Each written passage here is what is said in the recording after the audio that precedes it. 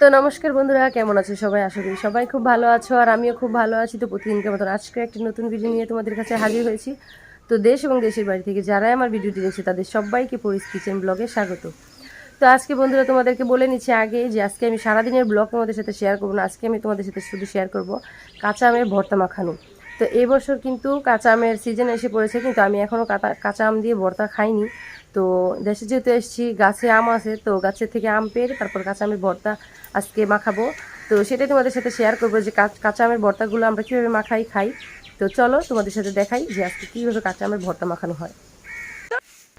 তো এখানে আমার বোন গাছ থেকে আম পাড়তেছিল কাঁচা আম। তো আমাদের বাড়ির উঠানে একটা বড় আম গাছ আছে, এখান থেকে আমরা 4-5টা আম নিয়েছি। তো এই তো আমের সাইজগুলো কিন্তু অনেক বড় বড়, তার জন্য বেশি নেইনি, শুধু 3টা কি 4টা আম নেওয়া হয়েছিল। তো এই যে এই আম সাইজগুলো দেখতে পাচ্ছেন অনেক বড়, কিন্তু এই আমগুলো কিন্তু অনেক বড় বড় বড় হয়। যখন পাকার সময় হয় তখন এই কালারগুলো যে কী সুন্দর হয় সেটা আপনাদের বলে বুঝতে পারবো না, যদি কখনো দেখাতে পারি আর কি। তো যাই হোক, এখানে বড় বড় 3টা আম নিয়েছি। তো এই আমগুলোকে আমরা ধুয়ে এখন কেটে নিব। তো এই তো আমগুলোকে জলে ভালো করে ধুয়ে কষটা ধুয়ে কেটে নেব। আর কিছু লেবু পাতা নিয়ে আসছি আমার বোন আমার কাকির বাসা থেকে। তো আর এখানে কিছু কাঁচামরিচ আছে নর্মাল, মানে যেগুলো চিকন চিকন কাঁচামরিচ হয়। আর এটা হচ্ছে একটা বোম্বাই মরিচ আনছে। তো ওরা বলতেছিল যে বেশি বেশি ঝাল করে কাঁচা আমের ভর্তা খাবে। তো এই তো আমগুলোকে এখন কেটে নিচ্ছে, দেখছেন আমের কালারটা ভিতরে কিন্তু লালচে লালচে হয়ে গেছে। এটা আমটাকে আমরা ক্ষীরাম বলি আর কি। আমটা কিন্তু অনেক অনেক টেস্টি, অনেক মিষ্টি হয় পাকলে, বুঝছেন। আর আমাদের একটা গাছ আছে, ওই গাছের আমগুলো মনে করুন কাঁচা থাকতে অনেক মিষ্টি, ওটাকে আমরা কাশ্মীর আম বলি। তো পাকলেও কিন্তু অনেক মিষ্টি। আর এই আমটা কাঁচা থাকতে টক, কিন্তু পাকলে অনেক কড়া মিষ্টি। তো যাই হোক, এই আমগুলোকে এখন আমার বোন কেটে নিচ্ছিল। এই আমগুলোকে কেটে কুটে তারপরে এটাকে ওই যে আম কুড়ানি দিয়ে আমটাকে কুড়িয়ে নিবে। আর এটার মধ্যে একদম আটি হয়ই নাই, এই হালকা হালকা আটি হয়েছিল। আমার বোনকে বলছিলেন যে আটি সহ নিয়ে নে, কিন্তু সে নেয়নি। সে আটিগুলোকে ফেলে দিছে, হালকা হালকা শক্ত হয়েছে, সেই আটিগুলোকে ফেলে দিছে। তো যাই হোক, এখানে আমগুলো ছুলে নিচ্ছিল। আর এখানে কিন্তু আমরা শুধু 2জন ছিলাম না, এখানে অনেকজন ছিলাম, প্রায় 7-8 জন। আমরা সবাই মিলে এই ভর্তাটা খেয়েছিলাম। আর আমাদের কাছ থেকে আম নেওয়া হয়েছে, লবণ নেওয়া হয়েছে, এটা সেটা নেওয়া হয়েছে, কিন্তু মানে আর আমার কাকাতো বোন আছে, ওদের বাড়ি থেকে চিনি আনা হয়েছে, কাঁচামরিচ আনা হয়েছে, সবাই মিলেমিশে আর কি খেয়েছি। মানে একজনের বাসা থেকে সব কিছু নেইনি, সবাই মিলেমিশে নিয়েছে। তো এখানে আমগুলোকে কুড়িয়ে নেওয়া হলো, এখানে কাঁচামরিচগুলোকে কুড়িয়ে নেওয়া হচ্ছে একসাথেই। এইভাবে কিন্তু ভর্তা মাখলে কিন্তু খুব ভালো লাগে। কুড়িয়ে নিয়ে অনেকে আছে কেটে কেটে খায়, কিন্তু কেটে কেটে খেলে কি হয়, আরও বেশি টক লাগে। তো এখানে বিট লবণ আর লেবু পাতা দিয়ে দিছে। তো এইগুলা, আর এখানে কালিজিরা দেওয়া হচ্ছে। কালিজিরা দেওয়ার পর এখানে লবণ, তারপর চিনি, এইসব কিছু অ্যাড করা হবে। এখানে লবণ দেওয়া হইলো এখন, তো এখন চিনি দেওয়া হচ্ছে। চিনিটা একটু বেশি দিব, কারণ বেশি আমটা অনেক টক, বুঝছেন, অনেক টক বলতে গেলে এই গাছের আমটা কাঁচা থাকতে।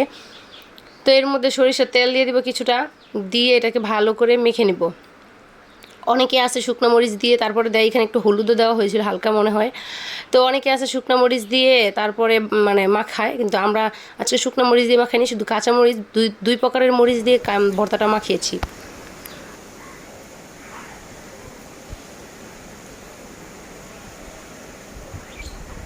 অনেক মজা হয়েছে, আচারটা কিন্তু অনেক মজা হয়েছে। এই আচারটা আমার বোন মাখছে। আপনারা কি অনুন ফলেন না?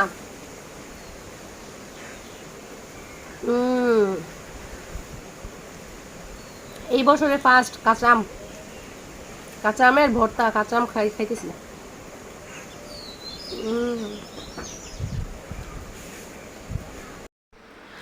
তো আমি কিন্তু এক্সপ্রেশনগুলো কিন্তু অনেক কড়া কড়া জোস জোস এক্সপ্রেশন দিচ্ছিলাম, আপনারা কিন্তু আবার কিছু মনে করেন না। আপনাদের দেখিয়ে দেখিয়ে খাচ্ছিলাম, তো তার জন্য ইচ্ছে করে এরকম করছিলাম।